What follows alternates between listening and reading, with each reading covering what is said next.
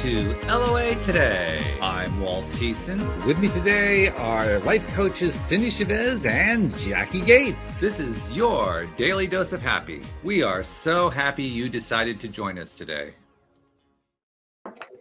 We are indeed, because we are experiencing a wide range of temperatures. Cindie is in the 80s, Jacqui's in the 30s, I'm in the 40s, so we're covering the range, you know, trying to get it from all angles. But no, I actually have a topic in mind for today that comes from Shawn Achor from the world of positive psychology. And I mentioned briefly the statistic that I'm going to bring up again here on a show I did with a guest last week named Kelly Coulter, who is a fitness person and has helped other fitness instructors to monetize their careers, especially in the middle of the COVID era when there was no jobs to be had because fitness instructors couldn't do jobs. Well, she's helped a lot of people that way. But she was really impressed with the statistic, and it made me think that, you know, I really should be bringing this up more because it's a very impressive statistic. But let me give you the background on it. Shawn, of course, went to Harvard University, and he was also, after he graduated, he was a resident advisor there for a while, and he has been very much involved in the formation and development of what is now known as the positive psychology department. And one of the things that he did, I think he did this actually while he was a graduate living on campus as an RA, but he did a study of 1,000 Harvard students. Now, Harvard at that time had about 6,000 students, so this is like 1/6 of the entire population did this study. And what he was trying to do, he asked a series of questions designed to basically try to narrow down what is it that creates success, what makes for a successful Harvard student, both while they are at school and later on in life. And this is actually a study that he has replicated in other ways since then, gotten the same kinds of amazing results. And it just kind of blows him away. When he tells the story, he actually told us in a video presentation when he was promoting his book, The Happiness Advantage. And when he was telling the story, he said, this was actually the last question on the survey. He just kind of threw it on there as kind of a fluff question. He didn't think it was actually going to mean anything. It turned out to be the only reasonable and informative response that he got out of the entire set. Everything else, nothing else correlated. He asked all these other questions, you know, how smart you are, who, you know, where do you come from? What's your family? You know, what do you study? There were no correlations. He couldn't find any correlations to success except for this one question. The one that he threw in at the end was, tell us about your social connectedness. And that proved to be, of course, they express these in ratios, a ratio of 0.7, which doesn't sound like a lot. But 0.7 means it is 70% predictive of success. How socially connected you are is 70% predictive of your success. And to give that a comparison, the predictiveness of smoking cigarettes leading to cancer is 45%. Wow. So this is 75% higher predictiveness than smoking cigarettes leading to cancer. That's how strong this correlation is. It's an incredible correlation. Wow. And he actually described in his book, he told a couple other things. I got his book here. Let me just read a couple. He said that there was a study. Let me make sure if I got the right page here. Oh, I hope I didn't lose the page. I think I lost the page. So I think I'll try to do it from the top of my head. But he did a study. He reported on a study that was done at a company. I think it was 210 employees. They wanted to find out what was the factor that encouraged those employees to self-study and improve themselves and get themselves into better jobs and so forth. And it all came down to who they liked. Who did they like in the company? If they liked a bunch of people, they did better. If they didn't do better, which is really interesting. It's not exactly what most people would predict, right? So I want to ask you guys, what do you think about this? I mean, do you have any experience, you know, in your own practices or in your own lives that kind of reinforces this? Is this brand new? What do you think? Well, I want to ask you a question first about just a clarifying question. When you the statistic that you just talked about, where you said it all came down to who they liked. Are you saying that the people that had more friendships in the company were more successful? Okay. Yes. Okay. Yes, exactly. And my qualifying question is the friendships being in the overall Harvard study a qualification of success as a Harvard student? I don't know the details of it. He strongly intimates that it was a predictor both of success at Harvard as a student and later on in life, but he doesn't detail that. Okay, but it would make sense if the Yeah, correlation is, in how many friends you have in your immediate environment, right. how Mhm. successful you are. Okay. Because I got the impression that they actually did follow-ups on this after they left school. That was he didn't say that, but it was a very strong impression he left. Okay. Yeah. Fascinating stuff. Yeah. Well, Mhm. there's the cliche that you are the average of the five people you spend the most time with. So if you like those people and they and you feel supported and acknowledged and like an inclination to thrive Hmm. amongst those people, then makes sense that you would be more successful. One of the But it's so biggest interesting pieces. because success feels like such a solitary pursuit, right? It's like Yes. well, I mean, really, it does. You do Hmm. your work yourself. You study yourself. You have to take the exams yourself. You have to do the Hmm. work yourself. It can be a bit, and I think in the 80s, the lone wolf, the Wolf of Wall Street, those kind of they really were um, not deified but glorified, and Hmm. so this idea that the more friends you have, or the more socially connected, and I'd be interested in what it means. Is like that. Is that the more people who know you, or the more people you know, the more people you're friends with? Well, I think there are nuances here, but it really does seem like um, as humans we don't thrive as well when we're solitary, and that would well, make sense. I saw a video that he posted right after the pandemic began. So this was April 2020. And believe it or not, only 265 people had watched this video. It just kind of blows my mind considering who he is. But he was making the point in the video about how important social connectedness is. And the point he specifically honed in on was it isn't so much how connected you are physically, rather, it's how you perceive your connections to be. Mm-hmm. So if for instance, you're attending a large university and you're surrounded by hundreds of students at every class, you could feel lonely. Mhm. Yes, you could. But on the Same other thing hand, if includes family. Mm-hmm. right. But on Yeah. the other hand, if you're in a group of 10 people and they're all your best friends and you just hang out together all the time, you could be extremely connected. It's 10 people. Mm-hmm. So the perception really is what makes more of the difference than anything else. You I know, think so too. what comes to mind for me talking about this is that I was listening to someone give a talk, and they were talking about what is the first thing you should do if you want to get a job, if you need a job. And people in the audience were answering, but I couldn't tell what they were saying because they weren't mic'd. Oh, And the person giving the talk was saying, and going to the next person, yep, yep. And then all of a sudden says, yes, that's it. I'm like, what did they say? right. This is what they said. They said, tell everyone you know. Yes. And the point was, and where it came home for me was that I'm, especially at the time, I was doing a lot of relationship coaching.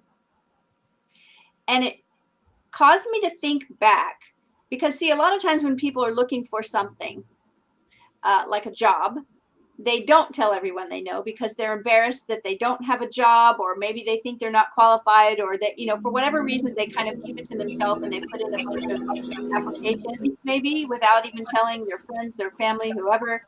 But what we know is that most of the time when people get hired, it's because someone knew them, Mm. Mm-hmm. right? Because they knew somebody that worked there or whatever. And I started thinking about an experience I had that when I first started going to coaching school in 2009, I think.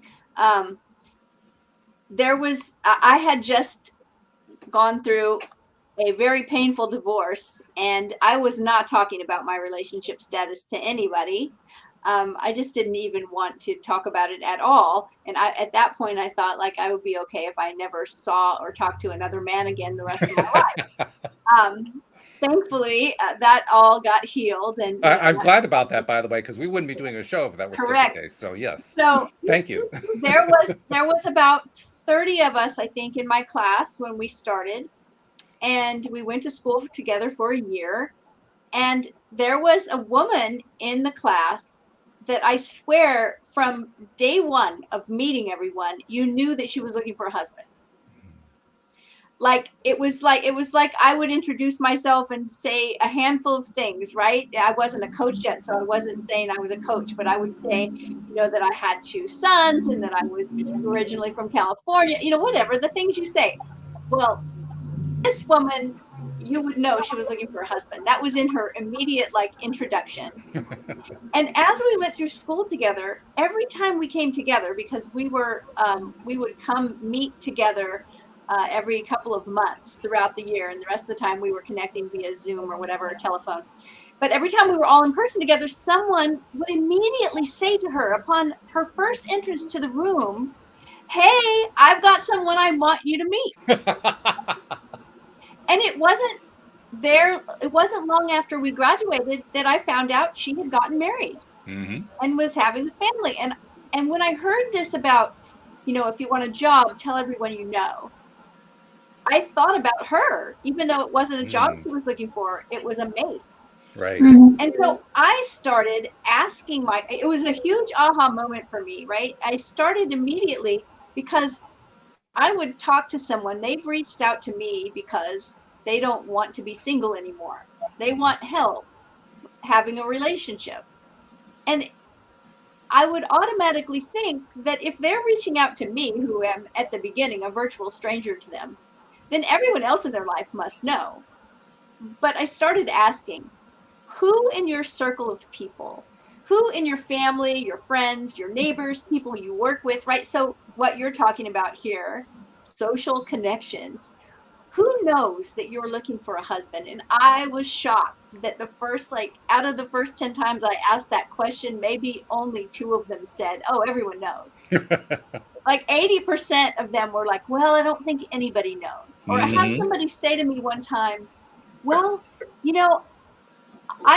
I'm so happy in general and to have such a fun life in general that I think most people think I'm already married," or something like that. But they had not told anyone. And so thinking about these 2 instances gives me this idea of what you're saying. It's yes, the more social connections, the more success. Why? Because that's how the universe most often delivers to us, is through other people. So if we're a hermit, which I can very easily be a hermit, like this pandemic, I'm okay being at home and not having lots and lots of, parties or whatever. The universe most often, in my experience, delivers through our connections with other people. So it makes total sense to me that this statistic makes complete sense to me. It's also how Louise and I met, by the way. What you just described. Right. That's exactly how we met, because Louise had a cat for years who died 6 months before we met. Oh. And right after her cat died, her friends asked her, "Are you going to get another cat?" And without blinking an eye, she said, "No, I'm going to get a husband." And from that point on, she started asking everybody that she knew at work, every friend that she had. She asked everybody. She was very much involved in CODA meetings at that point. She would ask people at CODA about this. "Do you know any mentally healthy men?" And she kept asking and asking and asking.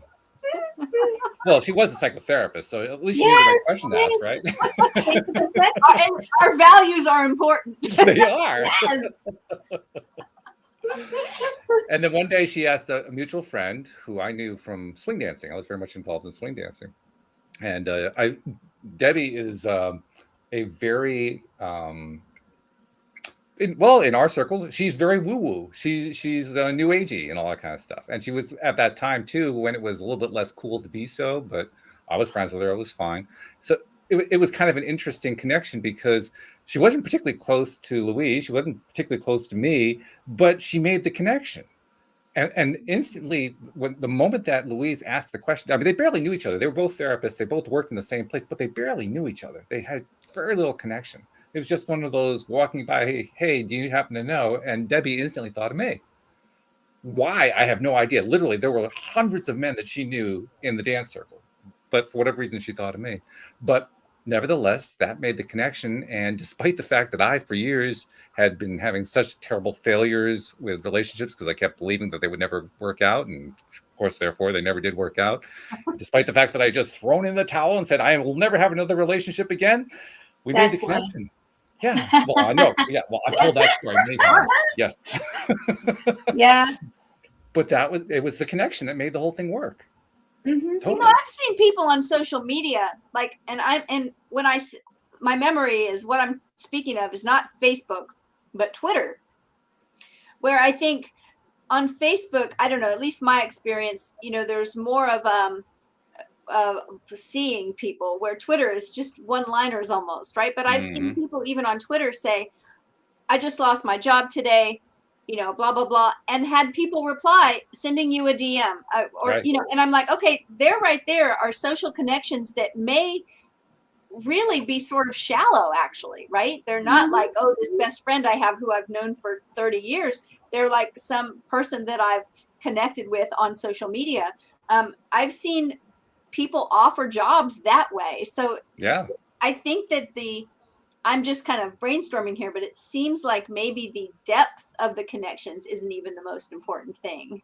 No, the breadth of it, I think. But just the Indra's net, right? It's just the connections in general, the network, so to speak. So it's really interesting. But Shawn also made the point that it wasn't so much the connections themselves; it was the perception of the connections. What did That's you think even about wilder. them? Yeah. So in other words, if I see a person that needs a job and hasn't told anyone, they probably have a perception that it's not going to help for them to do that. If I see someone else that's like, hey, I have 2,000 friends on Facebook, you know, friends on Facebook sometimes are like, wait, who is that person again? And so, but they have a perception of like, well, look, I've got 2,000 friends on Facebook. I'm going to ask them, you know, I mean, so perception is an interesting thing, isn't it? Well, I kind of turned that around in my head. When I thought of perception, I thought vibration. Yeah. Well, how are you feeling when you're perceiving something? If you're feeling good, your perception is going to be good. If you're feeling lousy, I don't care what it is you're looking at. It's not going to be a nice perception. Yeah, that's such a good point. So if you're feeling good and your perception is that things are good, does it really matter whether or not you're connected to 2,000 people on Facebook or you have 10 real friends sitting around a table? Not really. What matters is you feel good about it. Well, and the vibration of being open to receive something. Exactly. Yeah. Fascinating stuff. It's very fascinating. Yeah. And it makes me wonder how much we have. What's the word I'm looking for? I don't want to say skipped, because we don't skip this stuff. I mean, well, talking about social media, it's a big part of life right now. And social media constructors, the people who've created Facebook and LinkedIn and TikTok and all these others, they designed the software to reinforce connections. You like something, you comment on something, you share something. Oh, that's a greater connection score between you and the person who posted that thing. And that's the way they measure it. They try to decide what to send you. What did you respond to? That's what they try to send you on. So they've actually tried to mechanize the social connectedness. I'm not sure how successful they've been, but that's what they've been trying to do. Well, we know. I mean, Cindie and I are best friends, and my other best friend, we've never met in real life. We've never even been in the same state. In fact, one of my other best friends, she lives in Australia. I have never even been to Australia. So it's just like, you know, I think we all sort of have a lot of criticisms of social media and the manipulations and the algorithms and all that stuff. And yes, it's been used in ways that I think are unhelpful, but nonetheless, the connectedness that we have now is something that we could never have replicated before this period in our time. I mean, with the fact that we are friends with people on the other side of the planet that we've never never actually seen. We're the You know, Jetsons. yeah, it's amazing. It's just amazing. And until Zoom got to be a big thing, all I had seen of my friend in Australia were photographs. I'd never actually seen her talking to me, right? It just didn't. It was just stills. I'd heard her on the phone, of course, but we hadn't seen her talking. It was so funny because on one of the first calls that we had, she said, "I didn't realize you flap your hands so much." It's like, yeah, I'm afraid so. It's just like, I talk with my hands. And of course, on the phone, you wouldn't know that. So it is a fascinating thing that with our connectedness, we are more connected now. We have the potential to be more connected now. And I wonder about the depth, whether people see the people who need breadth, like not who need breadth, but who love having a vast array of acquaintances, people who know you that you can chat to and all the rest of it. That's me. I have a lot of, and I have very few intimate friends, close people. And then my son, for example, throughout his school career, had 3 friends and had zero interest in being friends with anybody else.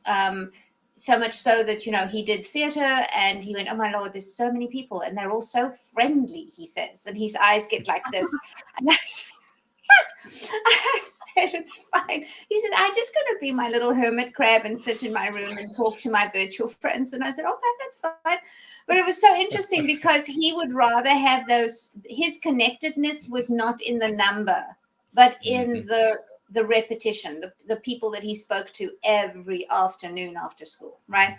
And so it's been really interesting to see the people who will feel lonely no matter how many friends they have, and the people who have 1 or 2 friends and are very happy with that amount of connectedness. But again, it does say when you're looking at success, again, success is so nebulous. What are you measuring? But if you want to get a job and you only tell 2 people, your network has to work harder, shall we say, than if you have 100 people and you tell them, and then they have wider people and they can tell, so I just love that. I think at the end of the day, humans need to feel that they belong. And that's where connectedness comes. Whatever you belong to, it's important to feel that you belong somewhere to some other cluster of humans. And that's the piece that I think matters. So the connectiveness to that. And then we all have our own metrics as to what that looks like. That's true. Yeah. I'm reminded of a cliche that predates the internet. And it was a cliche that I hated because it didn't work for me. But the cliche was, it's not what you know, it's who you knew. Yeah. And I hated that one because I didn't know anybody. So I wasn't going to buy into that one because that just meant I was going to be a total failure, and I wasn't going to put up with that at all. Right, absolutely, yeah, and I get it. I mean, my husband was in his 40s before he ever had to have a job interview. Wow. He was just always referred and promoted to recommended by other people, and then they would move to a different company and they would have an offer and they'd say, "Oh, this guy's really good at that. You should talk to him and see if he wants to move." And then he'd get the offers and he'd move, right? And in the theater that works too. I only auditioned for my very first show. The rest of the time it was a case of, "Hey, we've got auditions on Saturday. You're going to be there, aren't you?" Nice. So, yeah, okay. So it is that. You realize you just destroyed, you absolutely obliterated with that sentence the old cliche about what it is to be an aspiring actor that you have to slave through. You have to go through audition after audition. You have to work coffee tables for the rest of your life. You didn't do that. I will say I was in a far smaller pond than New York City or something. Okay. So, right, and yeah, it was different. But yes, I think both sides can work, and if you believe it works, of course, that's what makes the difference is that you believe it works. But it's not just who you know. I think it's who you know that they know. Who you know knows. Because just the same way as your friend recommending you to your now wife, that makes it. My husband, it sounds so creepy, but my husband came as to make up a foursome for dinner with my parents. They had a friend who wanted and wanted to come around for dinner, and he said to Malcolm, "We need another man. Would you like to come?" Malcolm went, "Free food," so he came, and then he played guitar with my dad, and my dad made me stay home the following Saturday night so that I could come and sing with this guy who played the most amazing guitar, and that was that, right? So and so it was just such a happenstance, but again, it's connections. So, Connections. Yeah. It made all the difference. Jeffrey's been posting in the live stream while we've been talking there, and he, about 20 minutes ago, something like that, he posted a really interesting set of questions. I'm going to throw them up on screen here. How about the diversity in the groups of people that you know, like a chameleon being able to adapt and adjust to any social situation? And I don't know how to answer that one. I'm wondering what you guys think. I think some people are better at that than others. I think that's both a wiring and a skill. I think there are people that are like me, naturally wired. I will tell you that my greatest superpower is that I can talk to anybody. And I always have known that about myself. It doesn't mean we have in-depth and personal, intimate conversations, but I can talk to anybody. And then, you have, I'll use my son again, who would rather choose to just go hi and say nothing and doesn't care how uncomfortable that might make you. He just goes, I have nothing to say to this person, so I say nothing. And I said, this is what conversation, no. So he doesn't do the chameleon thing. And I think a chameleon thing is very useful if you know who you are. You can be fluid, but you can't be what's the word I want? Inauthentic, really, I suppose it is, right? There's a way to talk to people that is pure surface, and you're not going to ruffle any feathers, and you can move around a cocktail party with ease. And then there are other conversations where you can decide if you want to be the kind of person who has that conversation or not. And that is your values, your ethics, I have left a party because the conversations were just so anti the kind of people that I mix with. So it was, very anti-gay, very anti-LGBTQ, all of that. So I went, I am not available for these conversations, and I don't want to stay here. So I left. I had no problem before that, just doing the social chit chat. But when those kind of things came out, it was like, okay, this is a conversation. This is a group I do not want to spend time in. And so I left. So the chameleon part, I think we all have to a certain degree. I can't remember who it was. I think it was Dickens who said you have to grease the wheels of social interaction. I think that happens. But I don't think we need to sacrifice ourselves to being a comedian, because then you get all subversive and you go and prod them in places and they don't realize that you're doing it.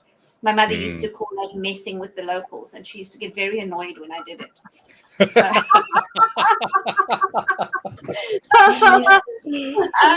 yes, it's like when you go up to those cars parked in the middle of a supermarket, of a shopping mall, because they're promoting them or something, and I remember walking up to a security guard and going, I don't think it's fair that this person gets to park inside and we have to park outside. And he looked, of course, I'm this small blonde woman and I'm totally deadpan. And he looks at me and he goes, "Madam, you don't understand." I said, no, he's parked here. How much do you have to pay to be able to park inside the mall? I think that's, And my mother's going, "Jacqueline, stop it." So that's fun, so that's that, but I'm not allowed to do that anymore.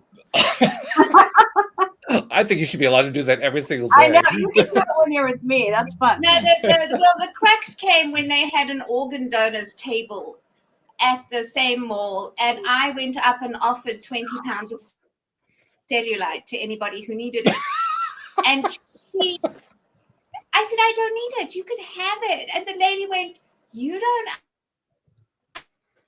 understand." They all tell you that, by the way. They all start with, "You don't understand." Oh my goodness. Oh my God. Anyway, but the chameleon part is interesting as far as humanity, as working with other humans goes. But I don't think we sacrifice our integrity and our values towards just to be part of it. And I don't think that it lends itself to our success to just become like everyone else in the group, because the more we do that, the less authentic we're being. And it's our authenticity that creates connection. Right? It's like if we're not being ourselves, then we're not giving to the world what we're here to give. I mean, we are, there's only one of each of us. And, I love what Deepak Chopra says, there are no missing pieces in the universe. So I feel like when we start being the chameleon, now sometimes, like Jacqui said, sometimes that can be a skill or a gift that's really useful, being able to speak to someone where they're at. But I'm not sure that's what Jeffrey's talking about. When we start to just pretend that we're someone else to fit in and to blend in, then I think we're kind of selling ourselves short. And I don't think that that's going to cause us to have a greater success to try to blend into the crowd. As far as diversity goes and how that lends itself to our success, I think it might, to have a very diverse group of people that we are socially connected to. Personally, I want to be connected to a very diverse group of people because I love diversity. I mean, I think it's what makes life interesting. Absolutely. Yeah. I mean, if I was in a group of, and I have been, and it's boring as heck. If I was in a group of people where everybody thought the same, I'd be bored to tears. Yeah. And I was, by the way. Yeah. I didn't admit it to myself, but I was. Yeah, it gets very self-fulfilling. Yeah. Now, Jeffrey had a follow-up question. So I'll throw it up on screen. Do our moods affect who we attract to us at any given moment and how we relate to them? How we relate to them, yes. Possibly. It's an interesting question.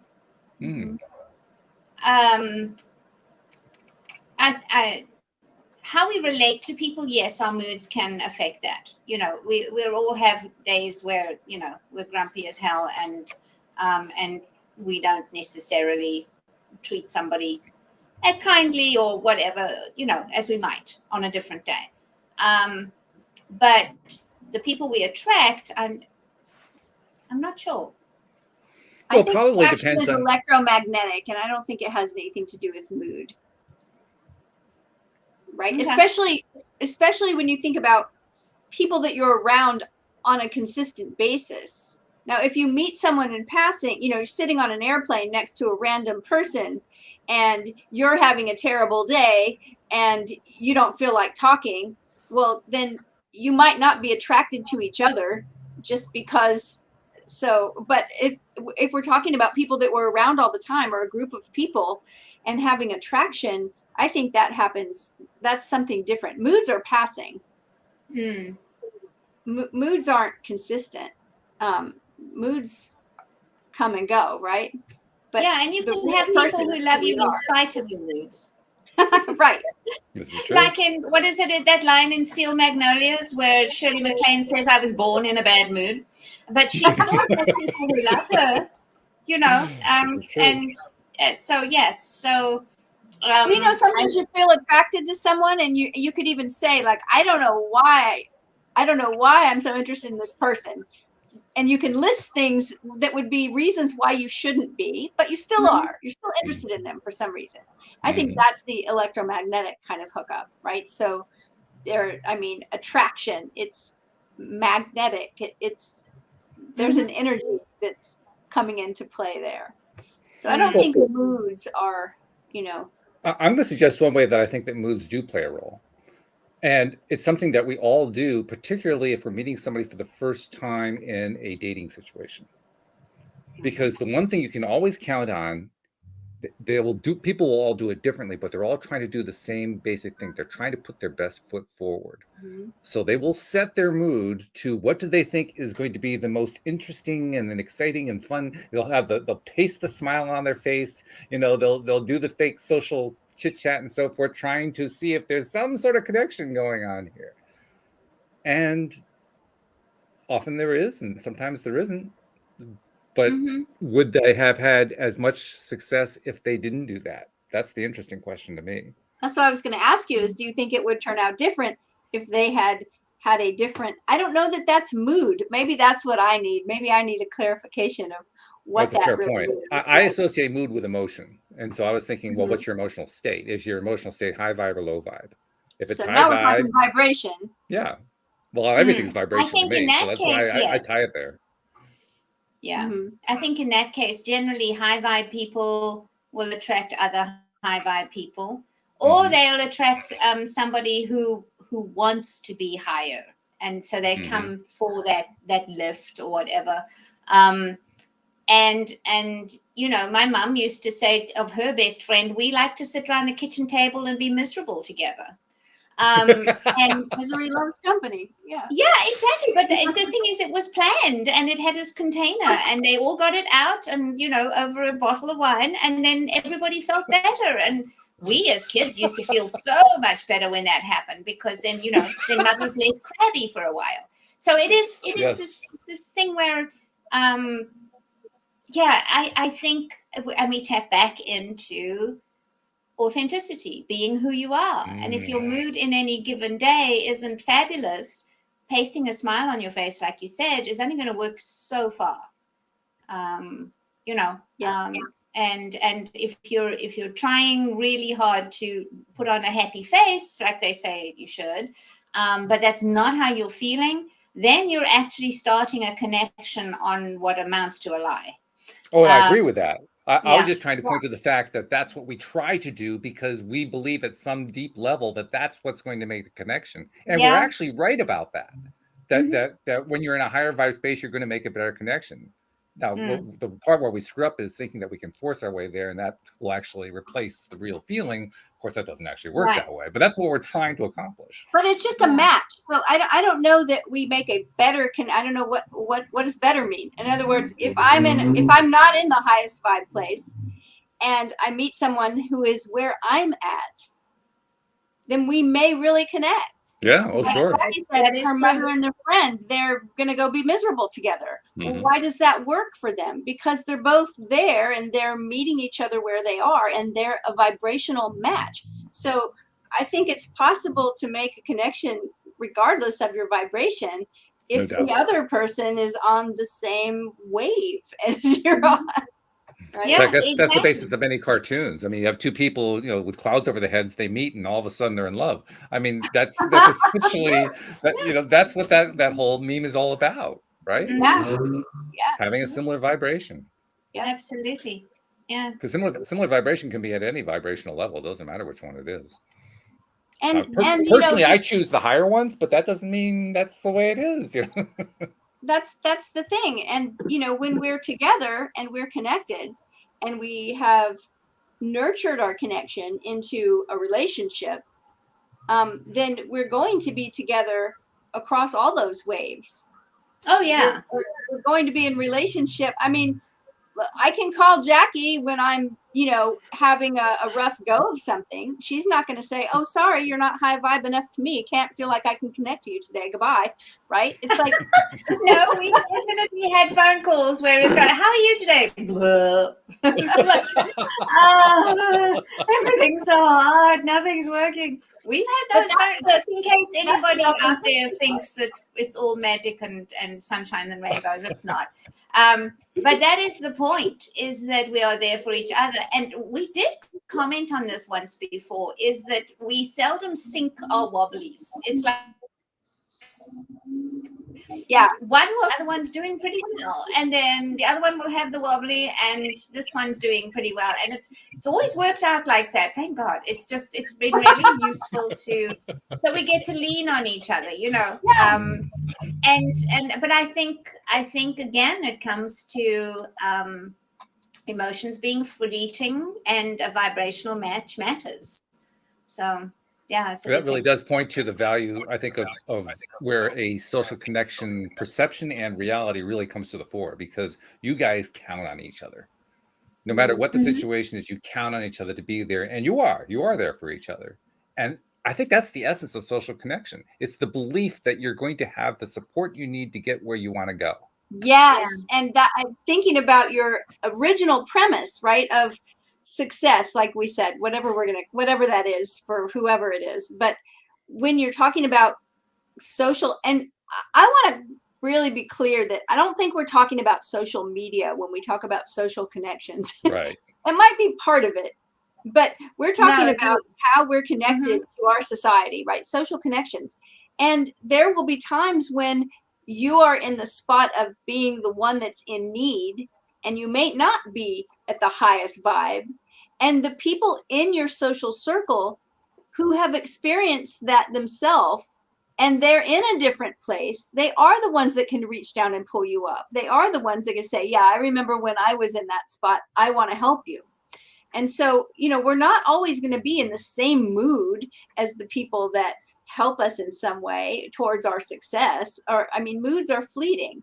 And vibration is a tricky topic, because, vibration can be all over the place.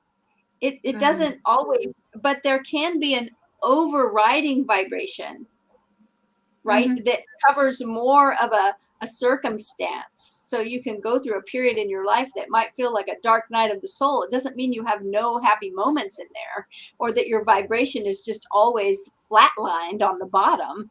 But it's moving. Energy moves. It's always moving and changing. So I think that it's important to recognize that sometimes we need the other vibration, and that person is there for us with it. In his book, The Happiness Advantage, Shawn Achor, one of the things that he talked about that kind of reinforces this conversation we've been having is the story of two Harvard freshmen who were in the dorm where he was resident advisor. One was named Amanda, and the other one Brittany, I believe, if I remember correctly. It's been a while since I read it, but I think that was the names. Amanda, from the moment she got there, immediately reserved a cubicle for herself at the school library, and just became a bookworm, just study. She was determined she was going to be a straight A student. She was going to just, have all the laurels and so forth. Brittany was a hard worker, but she was the dorm organizer. She would organize, little breaks and so forth. And, they'd have, pie eating contests, or, Oreo eating contests, or, a snowball fight or something like that. She was the one who organized all that stuff. And by the time of the winter break, Amanda was practically in tears and falling apart and looking like she was going to drop out of school. And Brittany was thriving. His point being the social connectedness held Brittany together, and the lack of social connection was really dragging Amanda down, even though they were both brilliant students. Well, it's like what they say about babies, right? They call it failure to thrive.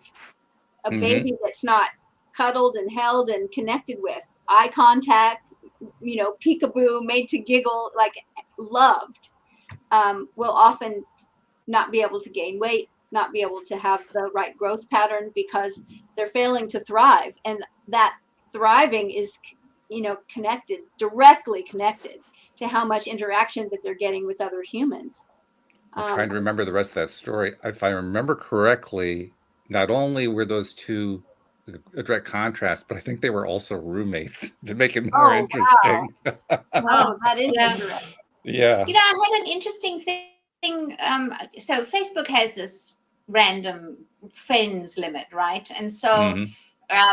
you know, you get 5,000 friends, and I've been on Facebook since 2009 or something. I don't know, whenever it started. And so I had a note from Facebook to say, you are nearing your limit. And I thought, well, okay, well, now who do I let go? It's like, okay.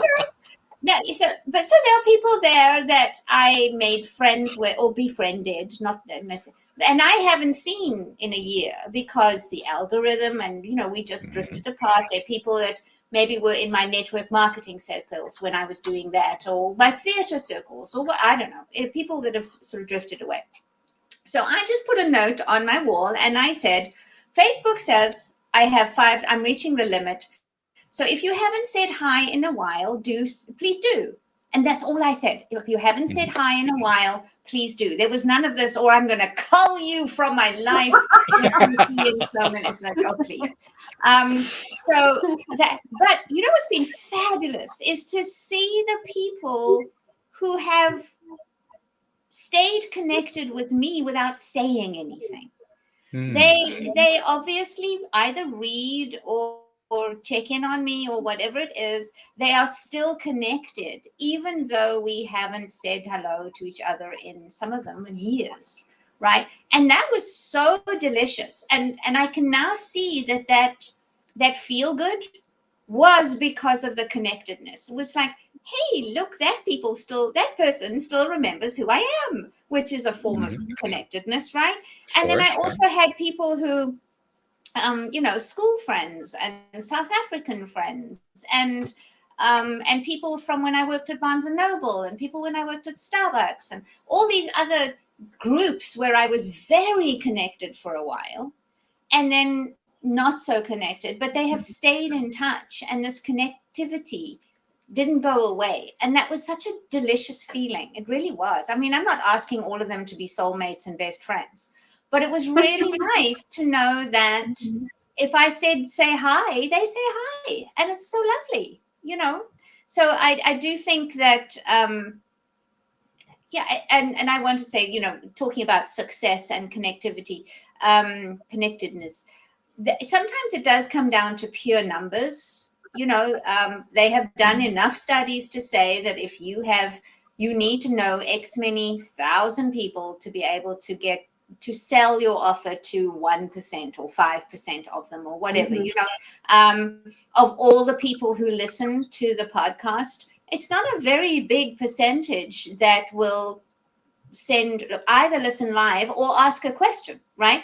But then as the audience grows, that percentage stays the same, but the numerical value is higher. So when you're looking at, this is one of the things I've been studying, when you want to publish a book, for example, they always say build your platform first. Because if you're going to sell to 2% of the people that know you, that you're connected to, the more people you're connected to, the better your sales will be. That's just math and marketing and logistics, right? So from that success metric, I can see as well. And we still get back to human to human. I like this person. I like the vibe. I like what they say, and I'm going to stay connected, right? Maybe not close, maybe not going to drop by your house, and bring you casseroles, but we'll still say, please don't, anybody in Facebook who suddenly shows up on my doorstep. It's like, okay, make it vegan, please. But see, and it's kind of fun to think that that we have this ability to be connected in ways that we as humans haven't experienced before. I'm reminded also of navigating and some fun. I'm reminded also of you mentioned marketing. This was a marketing course / coaching program that I did quite a number of years ago. One of the things that came out of it, they had an online convention before online conventions became a thing. And in that convention, there was a speaker talking about email marketing. Mm-hmm. which is when you start with email marketing, for most people, and I have to admit it's true for me too. The moment you start talking about it is the moment that I'm fighting to keep my eyes open.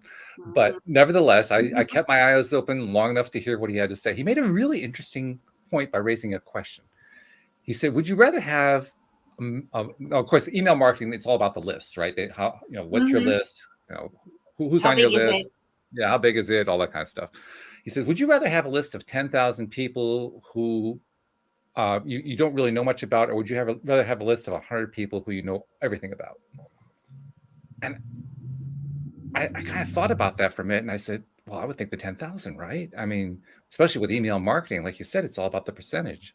And I think most of the people actually gave that same answer. He says, okay, now what if I told you that the list of 10,000 had 1% response rate and the list of 100 had a 70% response rate?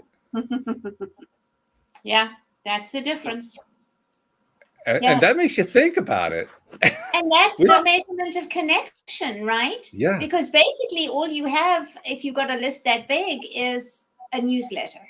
You've got addresses. You don't necessarily have connections. The connection is different. Something that's important to think about, though, is that, like Jacqui said, we never could have done this in any of our time of history before this, before the internet. And humans are small group primates. So we thrive. We don't thrive as hermits, but we thrive in small groups. And I wish I knew the numbers. I heard them a while back, but it was like the most, if we get into a group, let's just say 500 people, just for the sake of having a number, because it really doesn't matter whether it's 200 or 1,000, we're going to end up, most of us, over a period of time, with about 30 people that we feel we know something about. They feel they know us, and we feel a connection to, where there's relationship there. And it doesn't really matter how big that main group is. It'll always be around 30 people, I think was the number.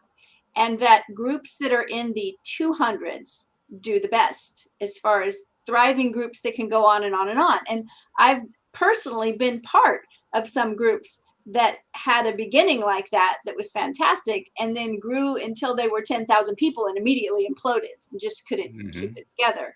So looking at this topic from a law of attraction kind of standpoint, from a conscious creator standpoint, I think the important things to remember are perception, like you said, and what Jacqui said about belonging. And we can, each of us, take into account the connections that we have, and we can cultivate a sense of belonging. Like, we may feel lonely and like we don't belong, and that might not even be the truth of the matter. Like, it's sort of like people that think that they really haven't accomplished anything, and give them an hour with me and they'll walk away recognizing that, holy crap, how did I really had accomplished a lot, right?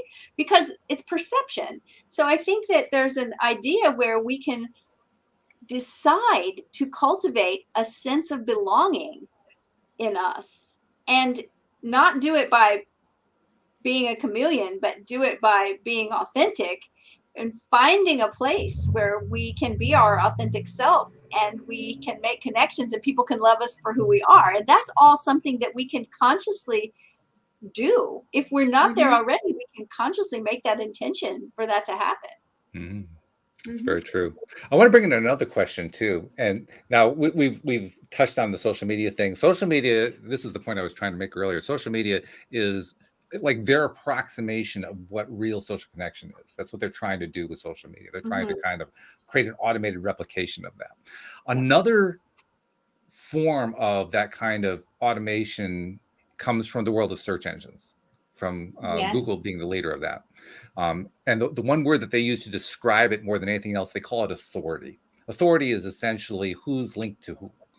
That's the way the Google algorithm was originally created. Who links to what, they see that, everybody links to it. Oh, that person's an authority, therefore. So this concept of authority becomes a major portion of the Google algorithm.